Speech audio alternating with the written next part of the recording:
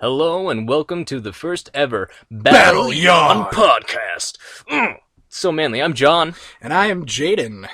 And I think a good way to start a podcast is to tell you how we got to the name. I would second that motion. Yep, the name is the most important. How we got to the Battle Yawn podcast was last night. I was riding with my buddy Jadon here. That's me, of course. And I'm in mid-sentence when I feel a yawn coming on. And I just, don't stop my sentence. I just keep talking. And then I unleash a mighty roar because... I like your. I unleashed a mighty a roar from my mouth because I was in mid-sentence. And just Jadon looks at me with horrified eyes.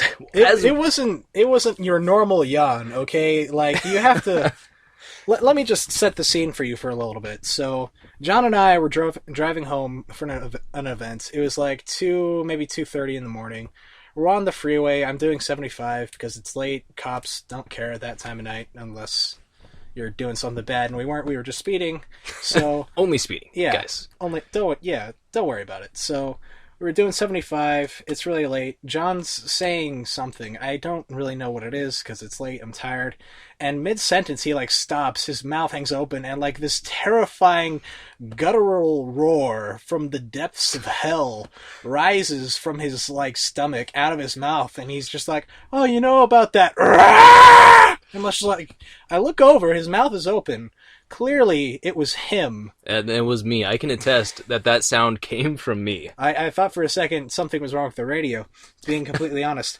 And I thought that we had just passed a car on the freeway, so I thought he saw somebody new, but he's just he looks over at me, he's like, what? What did I say? I'm just like, are you all right? Yeah, I'm fine, bud.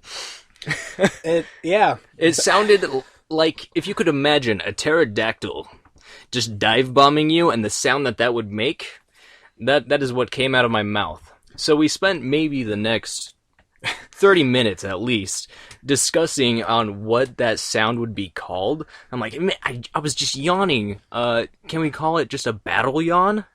Yeah, and it was just perfect of that, because what other sound would you make when riding into battle? A battle yawn. It was perfect. And as we were discussing, we're like, geez, that is an epic name for a late night podcast. So, here we have a late night podcast. Welcome to the Battle Yawn podcast. Glad you're here. Or there, wherever you are. We're not gonna really lure you to sleep. This isn't no ASMR stuff. We're not gonna make a... Well, we hope. We hope we won't lure you to sleep. I mean, that's not the goal. If you came for that, I'm sorry.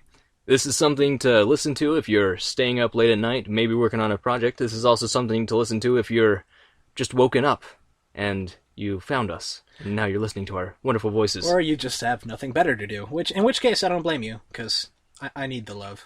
We need the love. So, Jadon, how's your week been going? Pretty good so far. We attended that ride-a-thon thing. Yes, many a riding. 6 hours of riding. Yeah, it was pretty intense. It was a good time. So there's something you need to know. So in my college, I'm a member of the creative writing club there, and our president, her name, Jon can just not get that name right. Go ahead and tell everyone what you call our president, Jon. So all right, so Ashley, the president, I cannot get that name correct because I just finished Heart of the Swarm before I met that person, and I met her, and then as soon as I meet her, the name Zagara just appears in my mind. I'm like, all right, her name's Zagara. And I went about maybe 3 or 4 months before I found out that her name is actually Ashley. Oh my goodness. I'm not even sure how you arrived at Zagara. I mean, even from the StarCraft thing. I don't know either, but Zagara attached itself to her face. I think it's her dreadlocks. I think... She does have some nice dreadlocks. I don't know.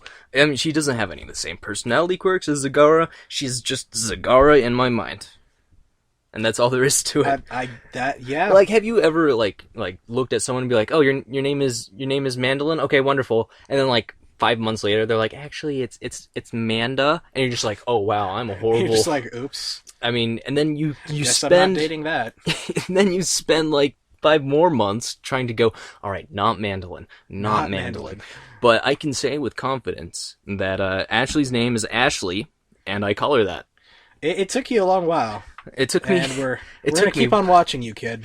It takes me way too long. Make sure you don't mess that up. Like now I screw up everyone else's name, so I'm like, all right, hi there. Oh shoot, I know you're Ashley, but you, dang it. That's why you stick with safe stuff like, hey you, hey partner, hey pal, how's it going, buddy?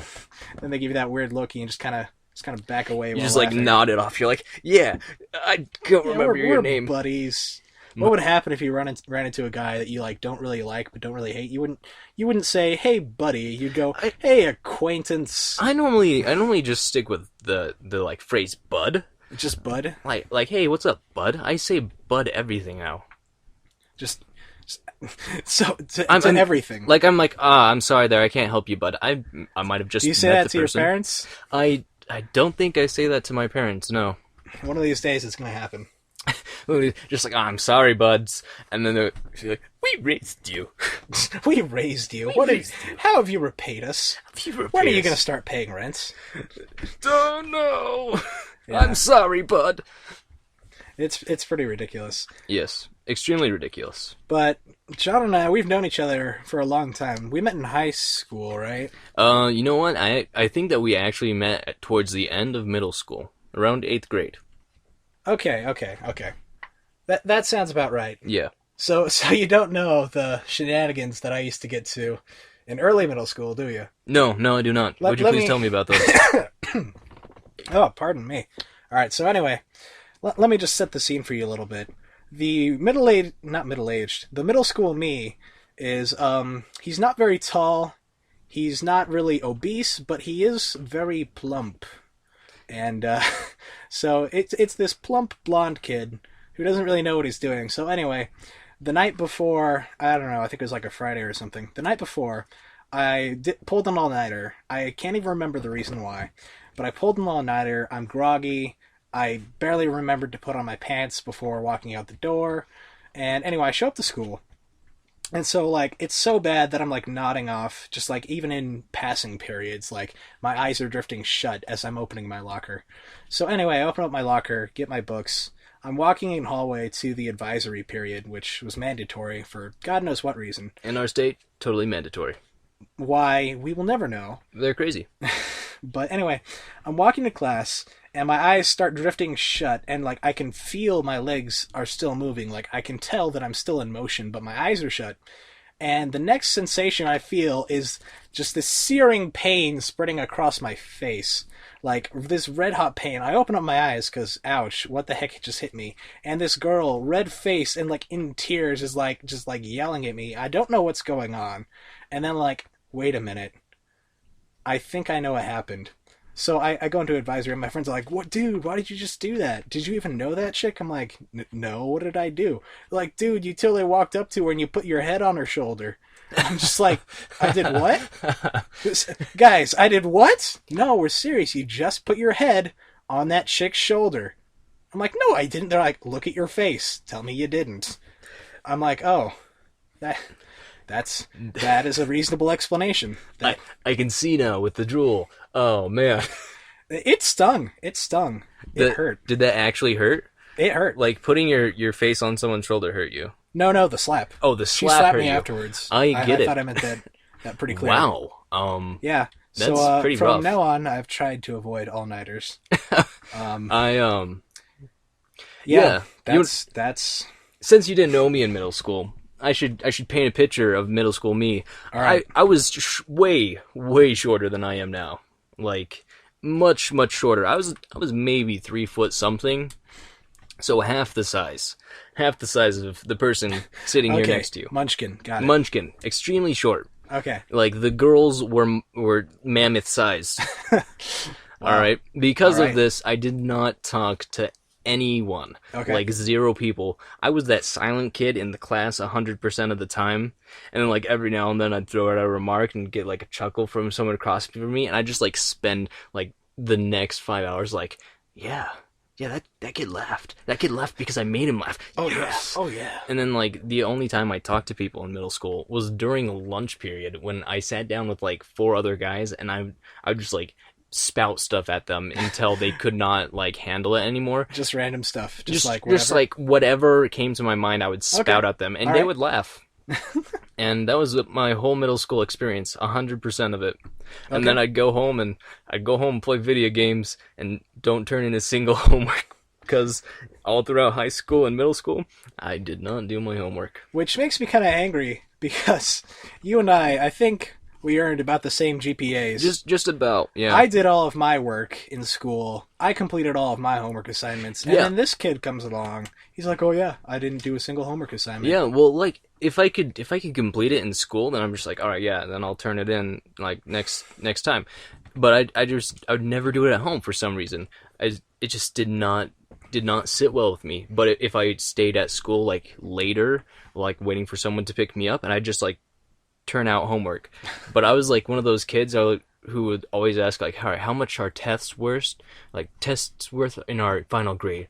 And the teacher's like, oh, it's worth like, 85% of your grade. I'm like, all right, if I nail every test, I'm guaranteed a B. If I just nail every test, wow. And that's all I would do is I test well. Listening to this kid, it hurts me inside. You don't have any idea. I just test well, man. I did no homework. All right, you may have done no homework, but did I ever tell you about my favorite history teacher in all of my history? All the history of your favorite history teacher? Tell me about this history teacher. Who's your favorite history teacher? His name was Mr. X. We're just going to call him that. Mr. X sounds like a great teacher. Mr. X is not a great teacher. It sounds like a bald man in a wheelchair with mutant powers. No. So, I walk into class the first day. I can tell it's going to be good. I can tell it's going to be just golden. So I take a seat by the window, just 'cause. And I look at this guy. He's definitely not skinny. He's verging on obesity. He's this Mexican guy, who's trying to be younger than he is. He's got his hair slicked back and everything like that. Name's Mr. X. So anyway, the lesson starts, and he's like quizzing us on the basics of like U.S. government and history and all that stuff. So a kid answers, "Oh, the U.S. is a republic," and he loses his mind. He's like, "No, it's a democracy. It's a democracy." He like flips his crap, and I'm over there in the corner. I'm like, "Isn't it technically a democratic republic?" And he flips it on me. He just goes nuts. And so first day, I can tell this is gonna be golden. Over the course of the class, I discovered that America is a pure democracy. Let's see what else. Smallpox and chickenpox are the exact same thing. Exact same thing, 100%. Oh yeah. Oh, mm-hmm. Wow. You didn't know that? I did not know that. No, it's true. Knowledge. It was in the textbook. No, it wasn't. It was out of his mouth. You guys are now learning. Yeah, you didn't expect that, did you? Learning with us. And also, just so you know, every French American immigrated here because they think America is beautiful.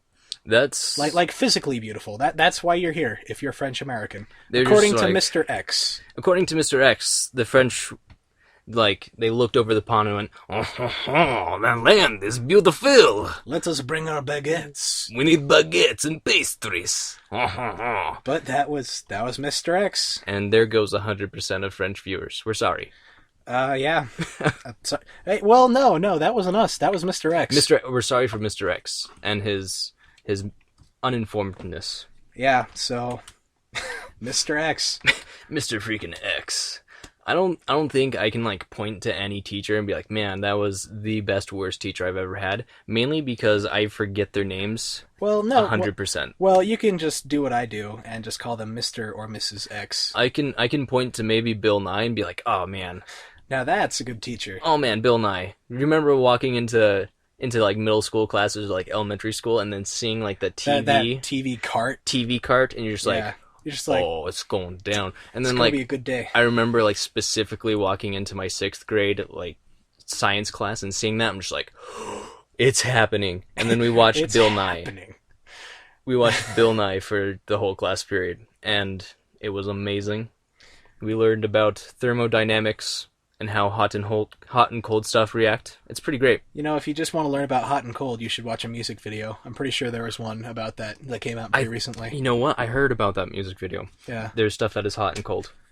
You're yes and you're no. You could be yes or no.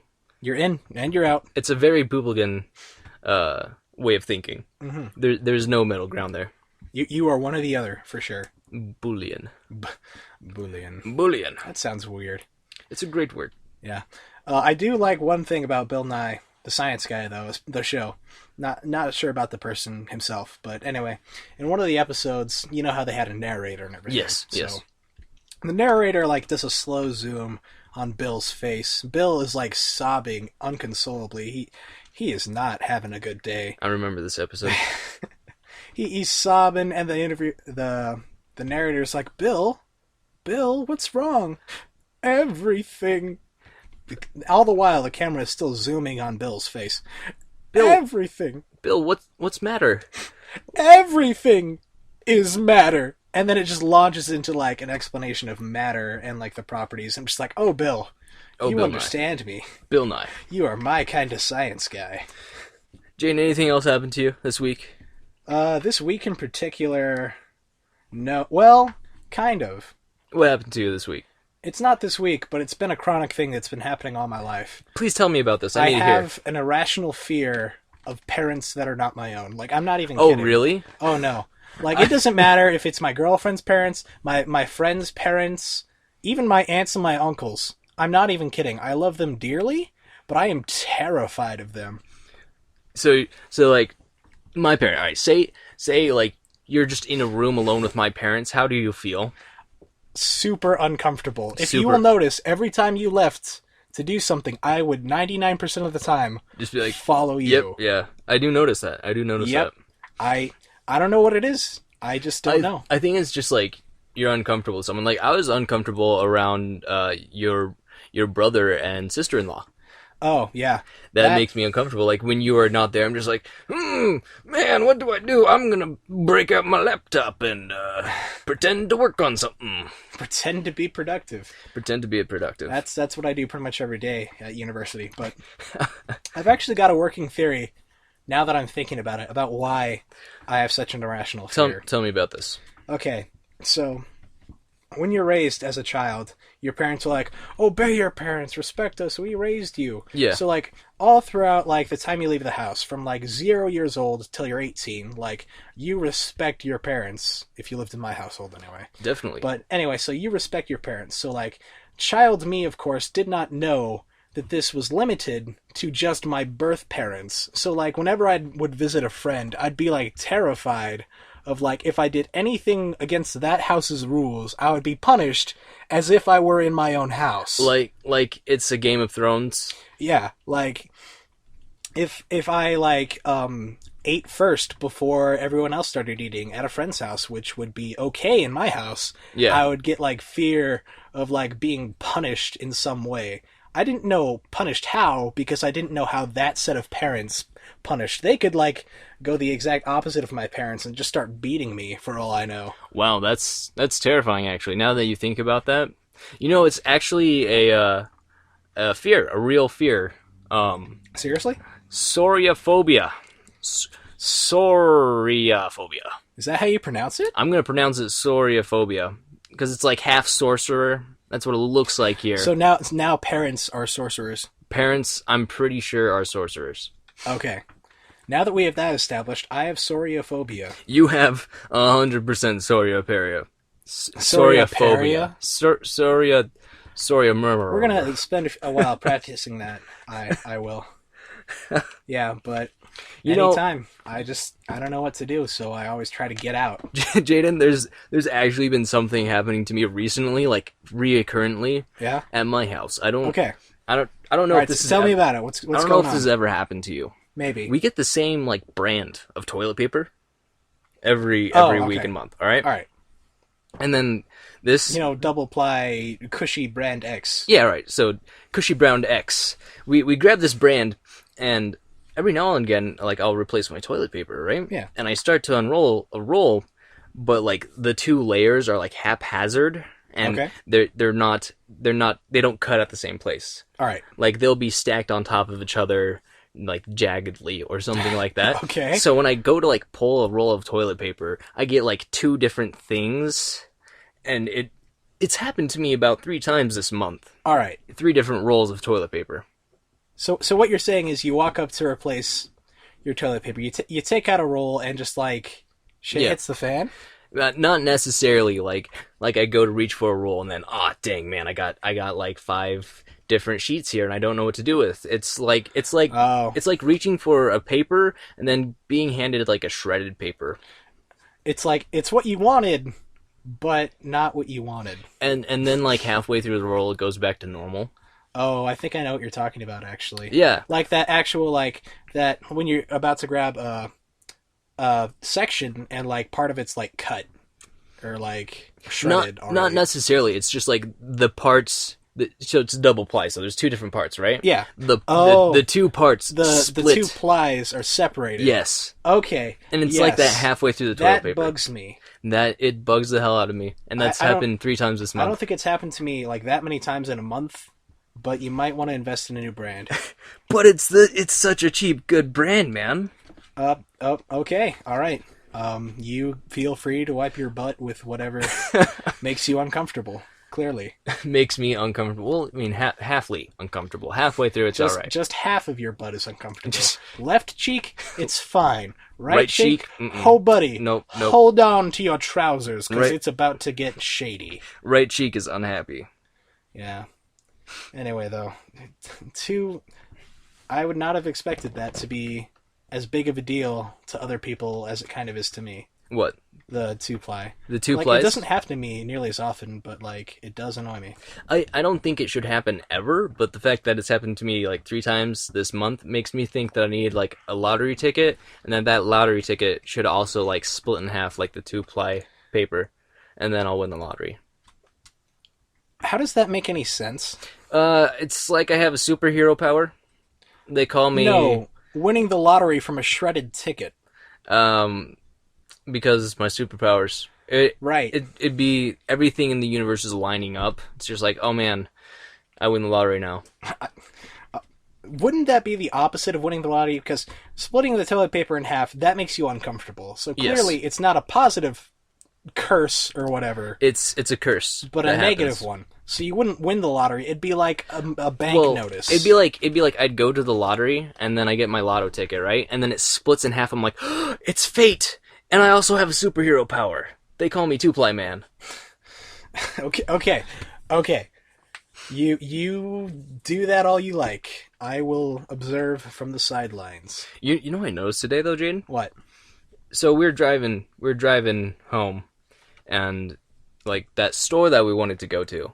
Oh. I've tried thinking about every single time I wanted to go to this electronics store, and 95% of the time it's closed exactly when I need something. So it's a specialty shop that sells electronics. I'm like, all right, I need electronics, if you know what I mean. I need this cable for my electronic device. And I'm like, all right, I know the place that sells this.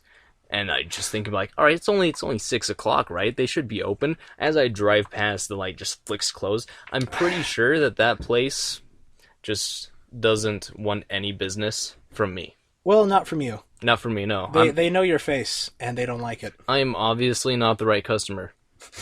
The customer is not always right when it's you. When it's me, they see me like pulling up, and they're like, oh no, we gotta close. Jon is almost here. He's going to buy a cable. Close the shutters. Close everything. Hide. He wishes to give us money. We can't accept this. We can't accept this. We don't want money, clearly. Is there any shops like that for you? Tons. Well, I mean, just one type of store in particular. I'm kind of a night owl, so a lot of times I'll go out late and I'll just be like thirsty. So I'll pass a convenience store and I'll just like, oh great, a convenience store. I can both fuel up and get my snacks on. That's extremely convenient. Yes, exactly. Or that's what they have you think. That's what they do have you think. So I finish fueling up my car. I park in one of the little areas. Mm-hmm. I walk up to the door, pull on it, shut. It's closed. I don't understand that. It's a convenience store. What is convenient about not being open 24/7? Now, see, the thing is where they get you is like some of their shops are open 24/7, but certain ones are not.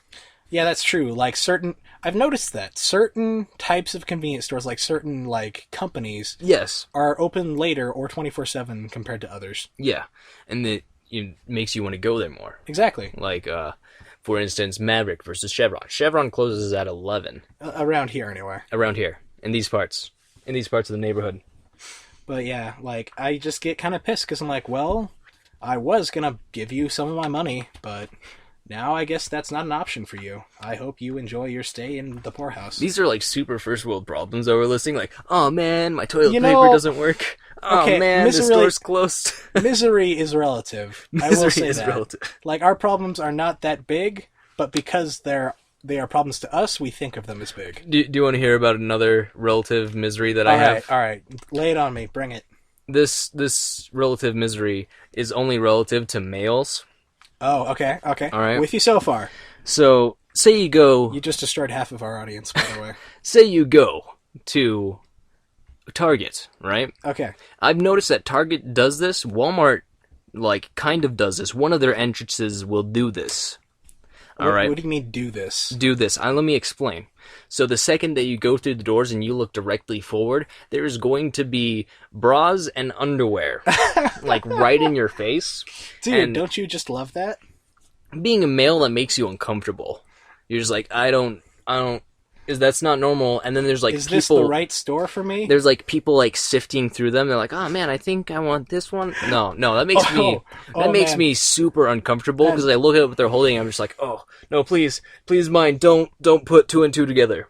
And what makes this really bad is they put it at the front of the store, so you have to walk past it to get to like the electronics section to grab that cable. Oh, yeah. And I think they do that on purpose. It's a conspiracy. Well, I mean, it's bad even for, like, the women customers, too, because, like, they are buying intimate clothing parts right where everyone can see them. I know, exactly. So if you're buying Stranger walks in. something for yourself just because you want to look nice, or if you're buying something to impress your lover, everyone knows what you're going to be putting on next Friday night. Everyone knows. Everyone in that whole shop knows. And you can't hide. You cannot hide your tastes. I think that's the reason why they call it like Target. Target. The Target store. The Target store. We don't go to the lingerie store. We go to the Target store. There is so many underwear right at the beginning of Target. It just makes me uncomfortable. I don't think I can go into that shop now, like ever again. I don't know. Like, I have a buddy there. His name, well, we're not going to give his name, but I have a buddy who works there, and he says it's basically Walmart but more highly priced. It's Walmart plus 10 cents. Now those aren't my words, but that's his words, and from what I've seen, I would agree. Maybe we've just been going at the wrong times. Maybe like halfway through the day, they like put male stuff out there, and we'll be like, "Oh man, switch. Oh, whew." In the mornings it's boxers, and in the evenings it's bras. Yeah, I think that's how that works. It's probably not how that works. Half and half. Half and half. Equality at its finest. It's just the most uncomfortable thing in there to just like walk in, and you just feel really uncomfortable from the start because you're like, ooh, I don't know about this, and then you are absolutely forced to walk through that just to get to the dang electronics that you want. Yeah. And specialty shops are closing. Radio Shack closed. Oh, it's true. We got a good deal, though. We got a good deal. But Radio Shack closed. That's a big thing. Where am I going to get my resistors? I can't resist. Yes, you can. I can't resist without my resistors. That's true. I don't know. I think that's a bigger deal to you than it is to me, just because you know more about electronics. It's a big deal if you're trying to fabricate something. You know what else is a big deal? What's Pickles. Big dill pickles. Get it? Big Dill. deal. I got it. Dill. Okay. I got it. That's a pun. All right. Good. Okay. That was a play on words. It was You're punny. a play on words. You know what else is a play on words? Everything, because every play has words. That is also true. Yeah. That is true. I just thought you should know. Unless it's one of those postmodern plays, Those things. like a silent play.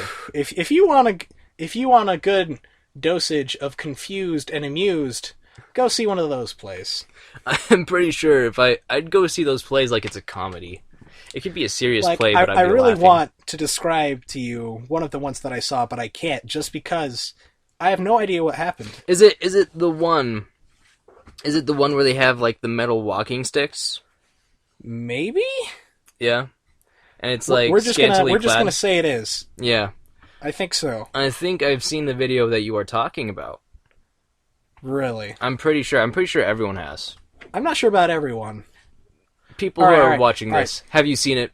I don't remember exactly what happened. So can you tell me as best as you can? I can describe this for you. What happened? So I can absolutely describe this for you. So in the scene that I have seen, there is a guy, and he has with you so far. He has crutches, right? Mm-hmm. And he is in a diaper. He is. He is in a diaper. Okay. All right. He is. Yeah. Yeah. Okay. He is in a diaper, and he has a metal bar attached to his waist. All right. And then he walks up to a waist-high bar, and then just like gives a really creepy face and looks around a bit, and then he starts thrusting and ringing the bar with the bar that is attached to his waist. Are we thinking of the same player? I really hope so. I think because that we are. That would have been the most delightful thing to see on a Broadway stage. It's happened, guys. It's a thing. It's totally a thing. I don't know what you would enter into Google, but make sure any sensitive people are not around when you do so. Definitely not safe for work. A man humping a metal bar in a diaper is clearly my fetish. Clearly, it's someone's. It's someone's out there. You know, we don't make judgments here. If that's your fetish, more power to you. Good for you. Good for you and your fetish. I think that was it. I think it's a wonderful episode that we should end with that. I think that makes this wonderful. Let's end on that note. Just keep that in mind as you're going about your day. The adult man in a diaper humping a metal bar. Just keep that in mind. Definitely. All right.